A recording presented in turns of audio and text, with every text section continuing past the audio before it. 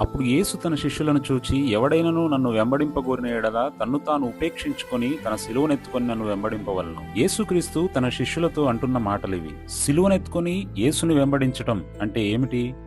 అంటే ఆయన కోసం మనం దేన్నైనా వదులుకోవటానికి సిద్ధంగా ఉండాలి. మన సొంత ఆలోచనలు లేదా ప్రణాళికలను పక్కన పెట్టి ఆయన చిత్తాన్ని నెరవేర్చడమే మన లక్ష్యంగా పెట్టుకోవాలి. మన గురించి మనం ఆలోచించకుండా ఈ లోకంలో దేవుని పని జరిగించడానికే మన శక్తిని, సమయాన్ని పూర్తిగా వెచ్చించాలి. సిలువనెత్తుకోవడం అంటే అంత సులువైన పని కాదు. కానీ యేసుని వెంబడించడం కంటే మేలైనది ఏదీ లేదు. ఈ లోకంలో నీకు సుఖాన్ని, సంతోషాన్ని ఇచ్చేది ఏదైనా, అది ధనమైనా గానీ, హోదా అయినా గానీ, లేక ఇంకేదైనా గానీ, అది నీకు సంతృప్తిని మాత్రం ఇవ్వదు. ఇంకా ఇంకా కావాలనిపిస్తుంది.